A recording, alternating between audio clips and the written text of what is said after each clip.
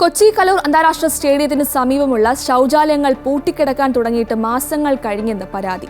യാത്രക്കാർക്കും സ്റ്റേഡിയത്തിലേക്ക് മത്സരങ്ങൾ കാണാൻ എത്തുന്നവർക്കും വേണ്ടി GCDA ലക്ഷങ്ങൾ ചിലവാക്കിയാണ് ശൗചാലയങ്ങൾ നിർമ്മിച്ചത്.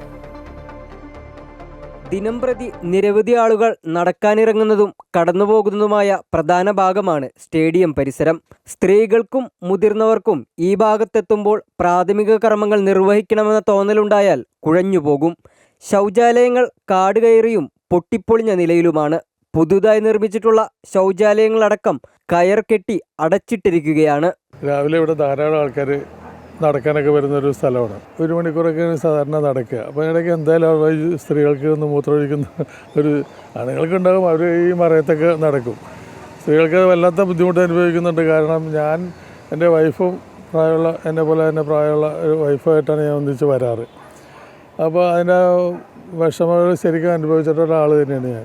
ഈ പാത്രം കൊണ്ട് ഇത് എപ്പോഴും അടച്ചിടും. അഥവാ ഇനി ഏതെങ്കിലും ഒരു ദിവസം തോന്നുന്നുണ്ടെങ്കിൽ അന്ന് വെള്ളം ഉണ്ടാവില്ല, അഴുക്കുമായിരിക്കും. നാട്ടുകാരുടെയും റെസിഡൻസ് അസോസിയേഷൻ്റെയും പരാതിയെ തുടർന്ന് 1-2 തവണ ശൗചാലയങ്ങൾ തുറന്നു നൽകിയെങ്കിലും പിന്നെയും അടച്ചുപൂട്ടി.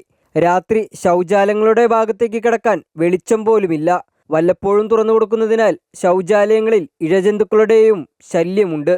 ISL മത്സരങ്ങൾ നടക്കുന്ന സമയമായിരുന്നിട്ട് പോലും അധികൃതർ തിരിഞ്ഞു നോക്കിയില്ലെന്നാണ് പരാതി. ജനങ്ങൾക്ക് വേണ്ടിയല്ലെങ്കിൽ പിന്നെന്തിനാണ് ലക്ഷങ്ങൾ മുടക്കി ഇത്തരം സംവിധാനങ്ങൾ പണിതീർക്കുന്നതെന്ന ചോദ്യമാണ് നാട്ടുകാർക്കുള്ളത്. അമൃത ന്യൂസ്, കൊച്ചി.